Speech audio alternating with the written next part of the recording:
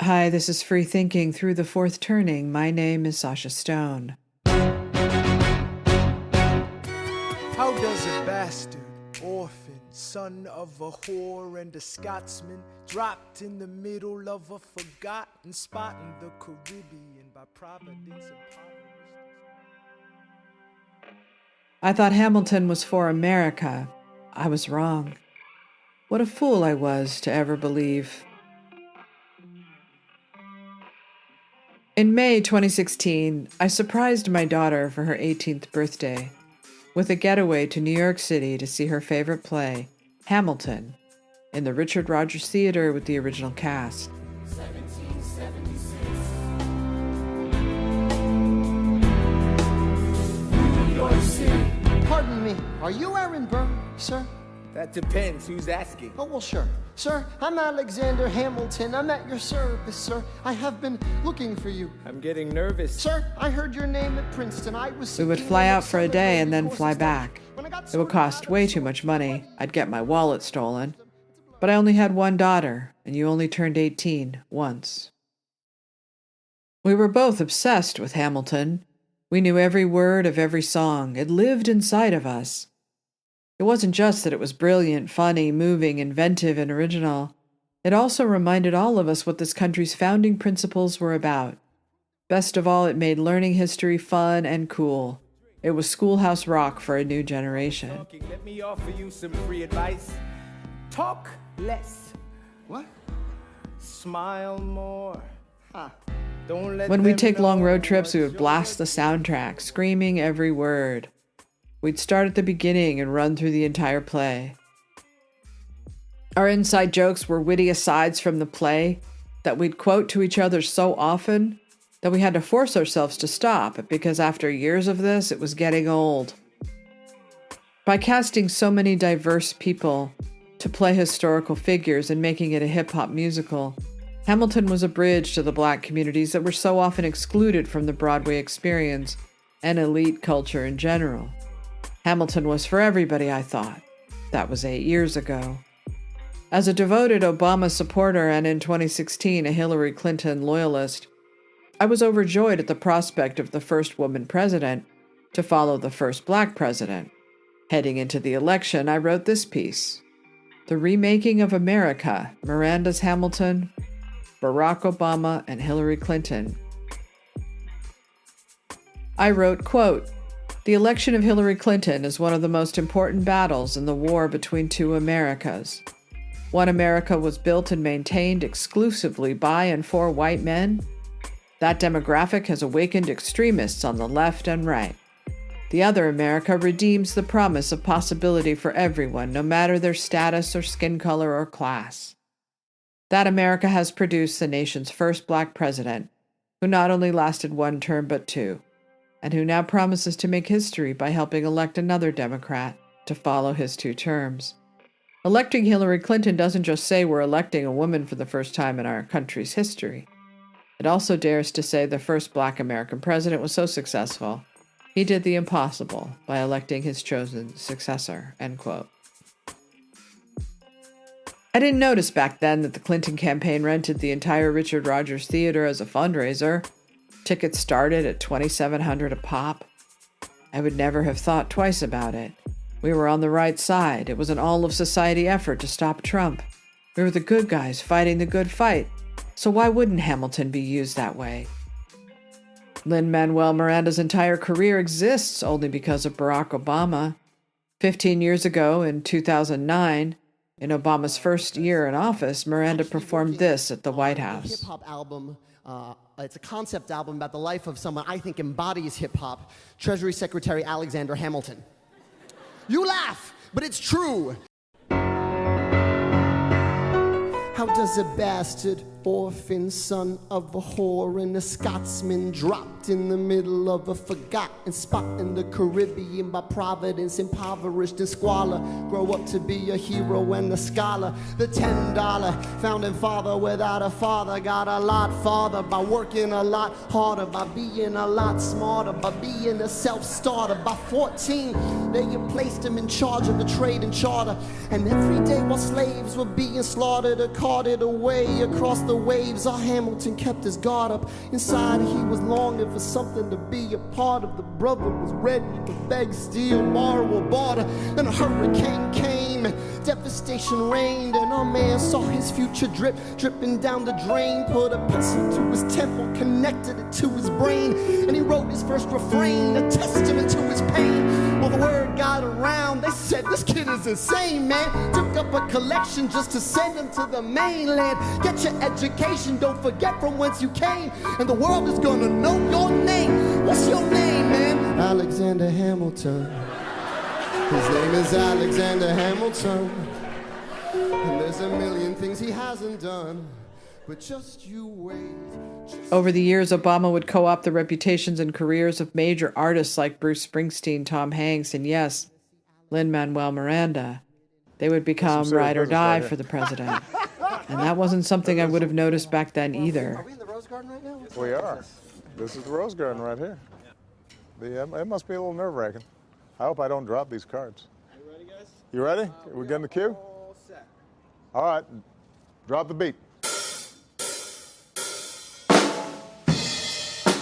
He's throwing up some words. I'm gonna say some freestyling that you never heard. Constitution, the POTUS. I'm freestyling, you know this. Obamacare, okay, I'm looking up because it was hopeless before you enacted that system. The Federalist Papers, Hamilton wrote the other 51 and greater. And Sonny and Bo is canine. It's insane, asinine. Oh my gosh, I'm freestyling down the line. And NASA, I wanna see if we can get over to Mars and rap more bars. I spit bars and leave a carbon footprint on it and lower my emissions. And this is Lin-Man freestyling in Congress. This is transmission. I hope in Congress works to our agenda.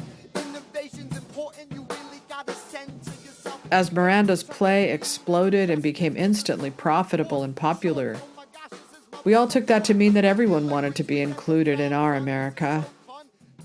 It was the better, cooler America. But that changed when Trump won. Now all we could see was a hostile country that rejected us.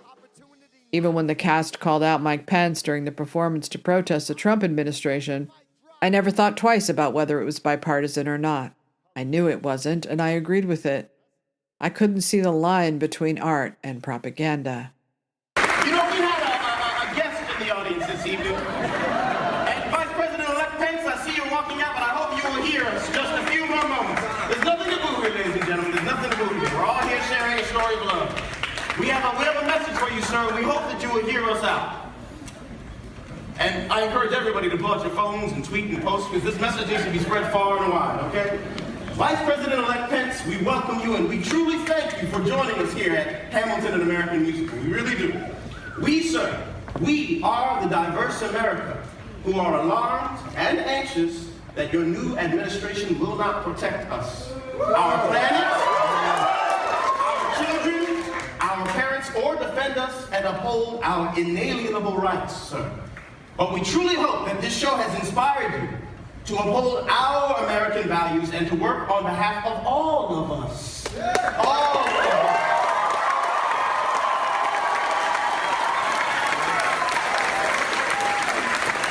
Again, we truly thank you for sharing this show, this wonderful American story told by a diverse group of men and women of different colors, creeds, and orientations. And it's such a, integrated, environment there. Everybody, there's no race, there's no color, there's everybody gets along. And I look at that and it actually saddened me that we're at a point in America where people feel as though our elected representative as vice president and president does not represent everyone. That there's this palpable fear with so many people in this country that they would have to do that. We've got to do something about this. I worry though. And that's because of the kind of campaign Donald Trump ran. What if Marco Rubio were the president-elect and Mike Pence were his running mate, and Mike Pence went there tonight? I think he would have probably gotten the same harsh treatment, and I think that's unfortunate. I don't think it's just about Trump. I don't know that Marco Rubio would have chosen a Mike Pence as a vice presidential candidate. It's so funny to me to watch that, honestly, because you're sitting in the middle of New York City at a Broadway musical where tickets go for, I just checked, $835. These are the elites that were dethroned when Donald Trump became president-elect. I'm sad that that's the only thing you got out of that. And the booing that I saw there, it was, first of all, it was disrespectful. There's cheering too, but luckily. second, it just shows how out of touch the New York, LA, DC elite are from mainstream America. But now I can. All it took was this statement by the producer of Hamilton, Jeffrey Seller, wherein the play cancels itself, hiding behind the usual gaslighting and rationalization so common on the left. Quote, "Political disagreement and debate are vital expressions of democracy. These basic concepts of freedom are at the very heart of Hamilton. However, some institutions are sacred and should be protected from politics. The Kennedy Center is one such institution. The Kennedy Center was founded over 50 years ago with a sincere bipartisan spirit.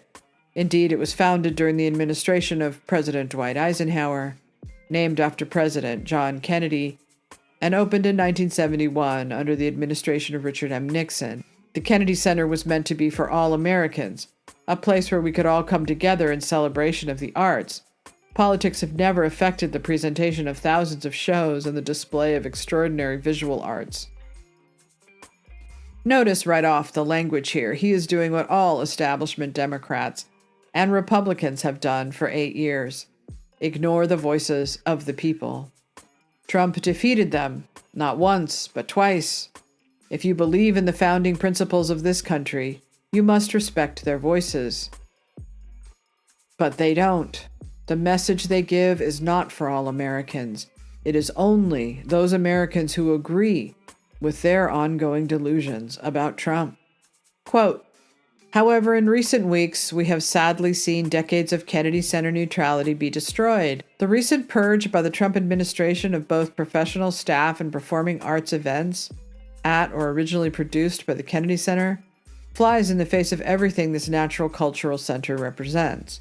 This spirit of nonpartisanship ended on February 7, 2025, with the firing of Kennedy Center President Deborah Rutter, the chairman of the board, David Rubenstein, and numerous other Kennedy Center board members, as well as the cancellation of important programming. These actions bring a new spirit of partisanship to the national treasure that is the Kennedy Center. Given these recent actions, our show simply cannot, in good conscience, participate and be a part of this new culture that is being imposed on the Kennedy Center. Therefore, we have canceled the third engagement of Hamilton at the Kennedy Center, originally scheduled for March 3rd through April 16, 2026. Hamilton was proudly performed at the Kennedy Center in 2018 during the first Trump administration. We are not acting against his administration, but against the partisan politics of the Kennedy Center as a result of his recent takeover," end quote. What they can't stand is that Trump is now saying this culture does not belong only to them anymore. It belongs to all of us, even the unwashed masses, all of them abandoned years ago and continue to demonize in films and plays and comedy and journalism and in all of their award shows. We are to accept that this only goes one way, that they have a right to decide what our culture will be, and Trump and his supporters do not. Quote, "Our cancellation is also a business decision. Hamilton is a large and global production, and it would simply be financial and personally devastating to the hundreds of employees of Hamilton if the new leadership of the Kennedy Center suddenly canceled or renegotiated our engagement. The actions of the new chairman of the board in recent weeks demonstrate that contracts and previous agreements simply cannot be trusted. This is sad, because basic integrity and the rule of law have long been great American principles that help serve as a foundation for our nation. I have personally loved the Kennedy Center since touring it as a 7th grader in 1977, along with the Lincoln Memorial and the Jefferson Memorial. I watched the first Kennedy Center honors in 1978. Regardless of the political climate, I have always felt at home at the Kennedy Center, and I am grateful for every person who has spent the last 50 years making it a beacon of nonpartisanship and celebration. But we cannot presently support an institution that has been forced by external forces to betray its mission as a national cultural center that fosters the free expression of art in the United States of America," end quote. You did this. You did this. You forced Trump and his supporters to beat down the walls of the castle to to be included in America's culture. This is your fault. You politicized it. You pushed propaganda on all of us for years. And now you can't stand it that you no longer control it, can you? Trump's second win was a complete and total humiliation and repudiation. They still refuse to learn that lesson. They refuse to move aside and allow this country to evolve into whatever it will be now. But know this, they didn't cancel themselves out of any high-minded ideals or worries about financials or yearning for the past. An America they destroyed by systematically dehumanizing half this country and telling them they are no longer welcome. No, they canceled themselves out of fear. Not of what Trump would do, but of what the left would do. Hamilton, in fact, was already canceled by the woke scolds for not being hard enough on the slavers. Podcast listeners, a headline from Bizarre. Lin-Manuel Miranda addresses claims that Hamilton glorifies slave owners. All the criticisms are valid, the composer and actor tweeted, July 7, 2020. In the coming years, Miranda would never regain the luster of those early days of Hamilton. His musical In the Heights would be shut out of the Oscars. His film version of Hamilton also got no attention. Was it that Miranda was too tolerant of white America back then? Is that why he was no longer useful to the post-2020 left? Yes, that is why. The ideology of the progressive utopian left goes something like this. You are accepted on a conditional basis. We control everything, so your income, your status, your reputation, your legacy are all in our tyrannical little hands. You must conform 100%, adhere to the doctrine and ideology, and stay loyal to the cause or else. Acceptance can be revoked at any time. If the eye of Sauron falls upon you, and someone believes they see something sinister against our utopia lurking just beneath the surface. She's a racist, they cry. She's a bigot. He's a transphobe. He's a homophobe. She is a Trump supporter. No one is so powerful they are protected from the left's wrath, not even Obama. One wrong move and their entire reputations can be destroyed overnight. They live with that fear. It has seeped into every corner of Hollywood, book publishing, and universities. Be careful what you wish for. Art can't survive on the left now. Don't try writing books, film scripts, or even poetry, because it is mandated to be propaganda, a dogma delivery device that speaks to one type of person and says the same thing over and over again. The white male patriarchy is bad and it must be dismantled.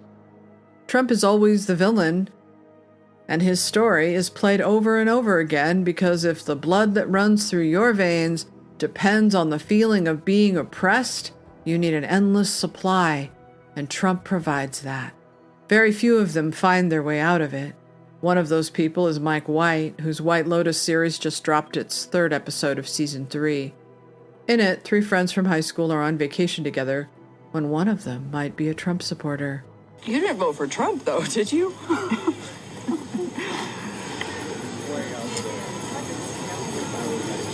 Are we really going to talk about Trump tonight? What do you think that scene in this season is saying about the political divide and what a third rail it can be, even among longtime friends? Yeah, politics can be so divisive. And I think somehow he was like, it didn't not, like, people can get like, oh, you're a monster or something. And I think there are decent people who vote this way, and there's decent people who vote that way. And like, we can't throw the baby out with the bathwater. It doesn't mean they're a bad person. I don't know. If I was just around a bunch of Texans who voted for Trump, I guess I just feel a little alienated. They're nice people. Really good families. I feel like Mike is like sort of trying to, he likes to get in there and just poke the bear a little bit. But I think in a way he's saying that, like, not everybody, it's not so black and white. It's not all archetypes. It's not, like, Kate's not a bad person. Yeah. And I don't know, maybe she didn't. Maybe she is an independent. Let's not ruin the vacation. But do you think Lori sort of writes Kate off after that? And I think for an East Coast liberal lawyer, that was pretty triggering for her, absolutely. Which is I think that's a reality, that's a real kind of easy knee-jerk default position. And then you have to ask yourself, am I just going to dismiss a person I love because I disagree with them? Not only that I disagree with them politically, but that the political position they're taking is actually quite dangerous for someone I love. Like, the stakes are very high. But if we can't have those conversations with people we love, then we can't have them with anyone. Yeah. Right away, users on TikTok ran through the same madness and hysteria that is not only the status quo on the left, but illustrates perfectly how disconnected they are from reality, how intolerant they are, how cold and uncaring and cruel they are.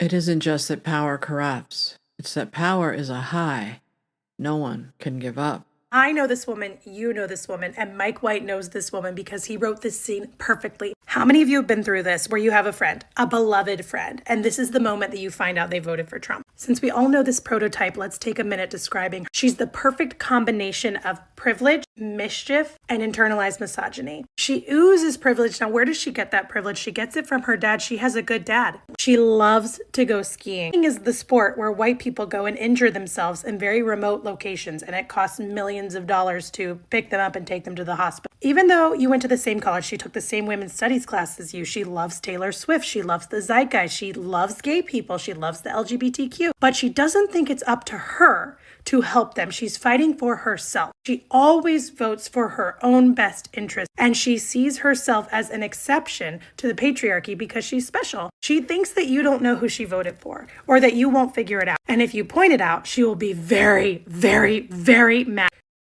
I just finished watching this week's White Lotus, and if me personally, would go on a trip with friends that I hadn't seen in years, and one of them ended up dropping the bomb that she did, like, the friendship would be over. The friendship would be over.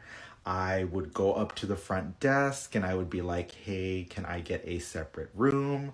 Because the trip with this person is over. Like, I no longer know who they are. I don't remember their first name. I don't know anything about them. Like, bye. This is a stranger to me. Go away.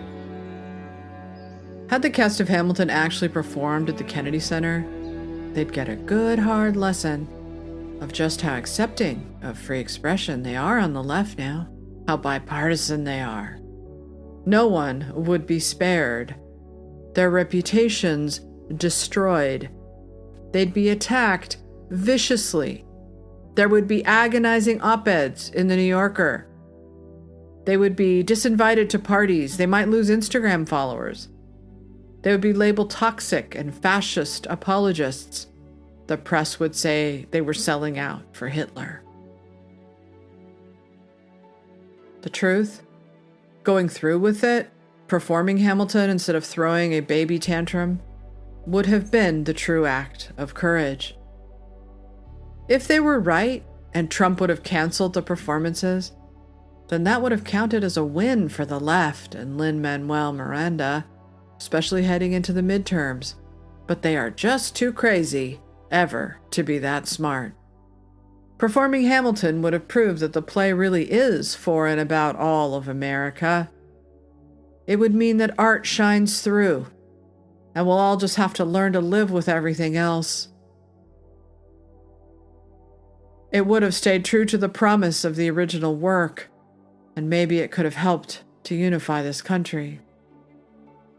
At the very least, it would have shown that they aren't the immature, petty, overly fragile, punitive, self-pitying brats we all know them to be. But in canceling themselves, they've now proven that Hamilton never was for America.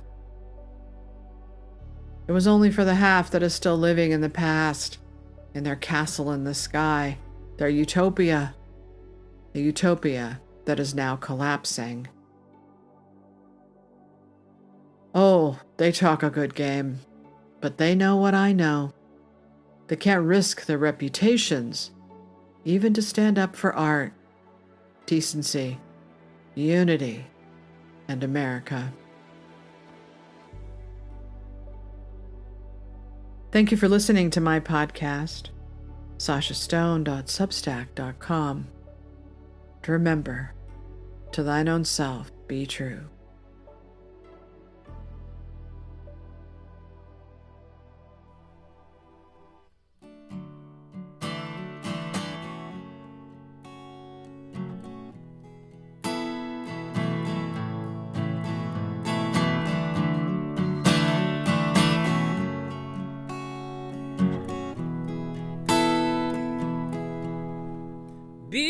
Bitterness was right on her tip,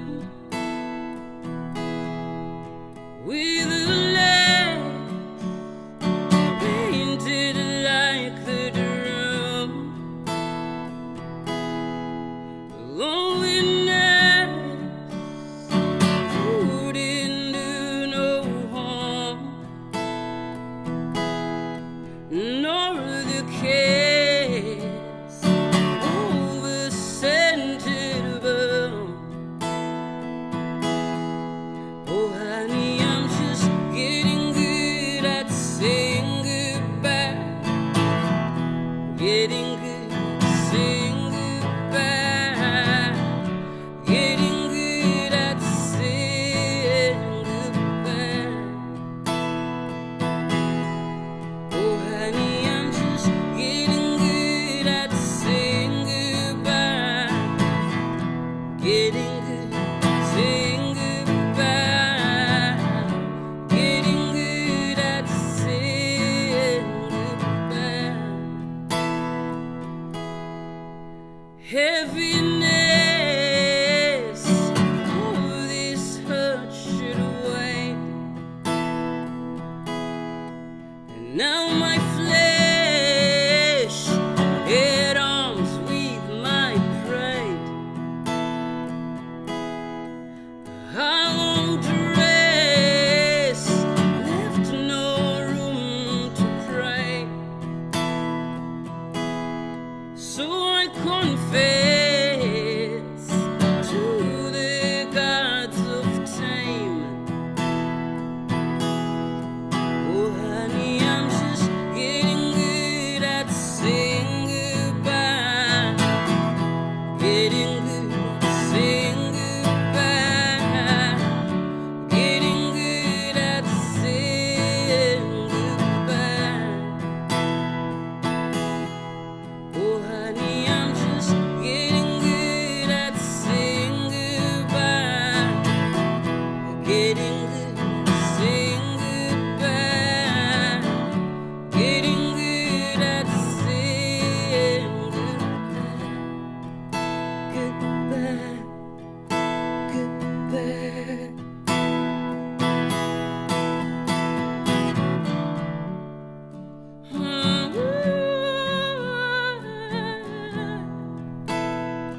There goes my innocence.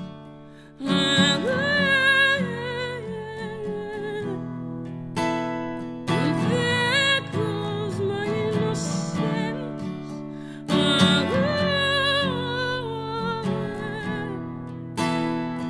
There goes my innocence.